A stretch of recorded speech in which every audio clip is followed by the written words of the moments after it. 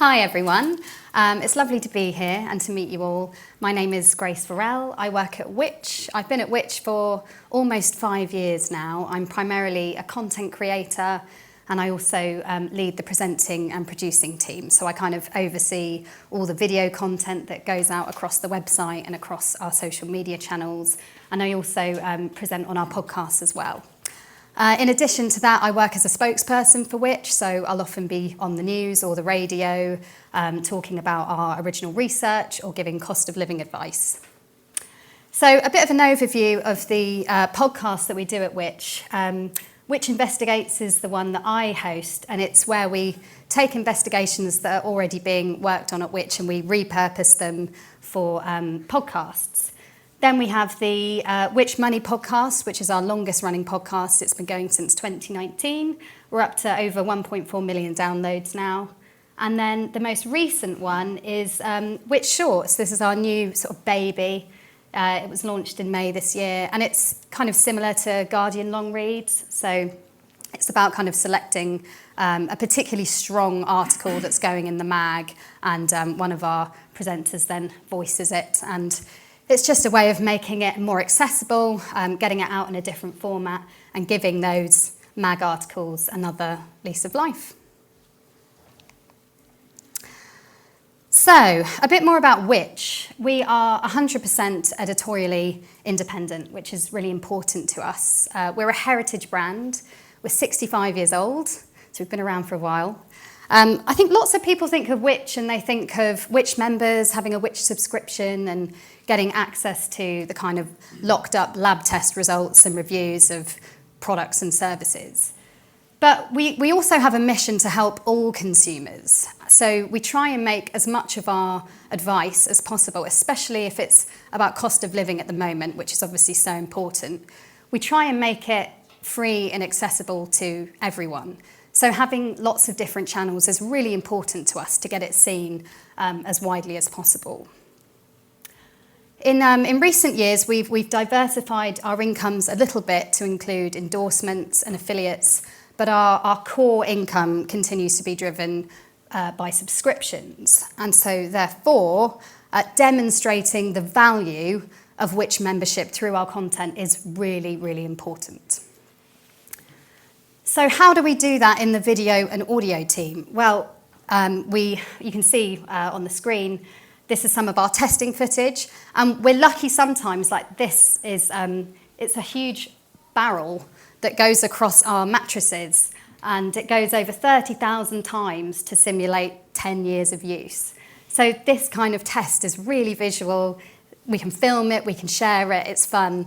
Some of our testing isn't as visual, like how we test TVs or how we sort of rate things like bank accounts or insurance providers. So we're constantly trying to think of fresh ways to sort of demonstrate the value of our testing. And we're experimenting at the moment with testing reels. We're taking a bit of inspiration from our US equivalent consumer reports. So we're trying to get our kind of scientists and experts on camera a little bit more. But aside from sort of video content, testing footage, how else can we demonstrate the value of a subscription through audio? Well, we're looking at potentially doing like live podcast episodes just for members. We're also looking at potentially putting some of our audio content behind a paywall. So we're exploring lots of different things there at the moment. So a bit about the history of how we kind of interact with potential subscribers. We used to do like pop-up messages, so you'd be on the computer, maybe like browsing, looking to buy something, and then you get a little pop-up saying, don't buy until you've checked our reviews or take out a trial subscription. But recently we've been moving away from that a little bit, and we're now looking at how we can build a longer-term relationship with potential subscribers. And one way we've done this is by launching something called Free Registered Access, or FRA, to Which. And this basically includes being able to sign up to a suite of free newsletters. So the biggest ones we have are the Weekly Scoop. This is taken from the Weekly Scoop. We have the Which Money newsletter, and we also have our Scam Alert service. So in the video and audio team, we've been working really, really closely with the people who are in charge of those channels to create video content that we know will really resonate with the audiences of those different newsletters. And we've had a lot of success, actually, particularly with household hacks content, which is something I kind of lead on, hacks and cleaning. Also, our scam videos are doing really, really well in scam alerts. So we've seen a lot of success with how these drive click-throughs to the website and also create additional sign-ups to other newsletters. And the reason this is important is because FRA users are more likely to convert to full membership because they're already warmed up to our brand. So we're essentially playing the long game with our video content on these channels. Also, the newsletters are a great place to put our podcast and get it seen by people who are already interested and kind of know what we're about. So I'll talk a little bit about 360 commissioning. It's really important that we try and maximise the value of our content by getting it seen in as many places as possible. Bless you.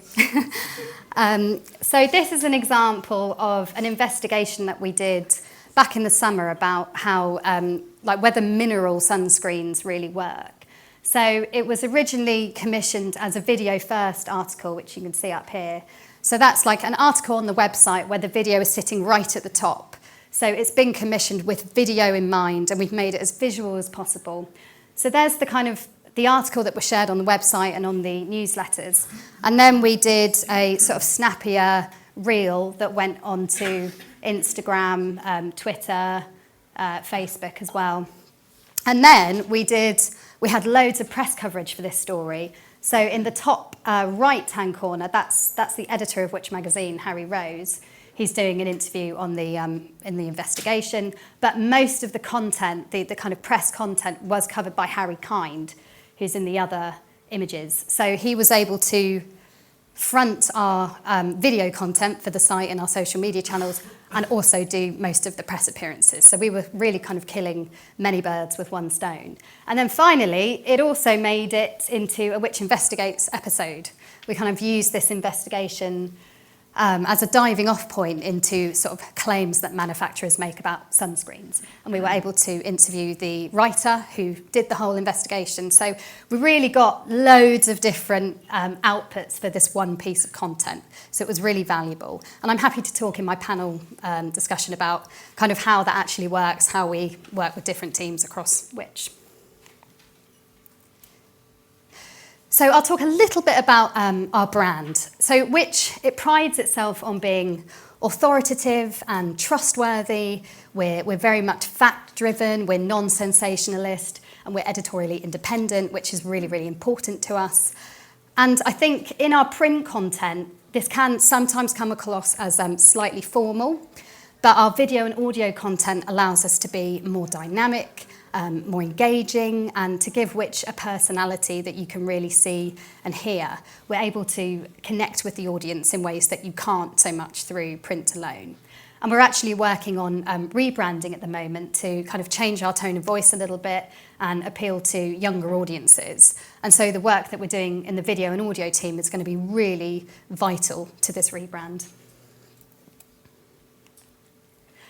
So to finish, I'll just leave you with some kind of key takeaways that I hope you'll remember from this presentation.